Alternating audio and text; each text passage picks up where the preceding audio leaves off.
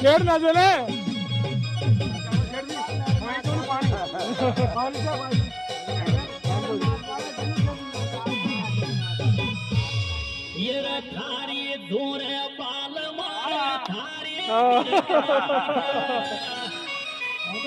खरबूजा के फाकणार अन्यार कर कर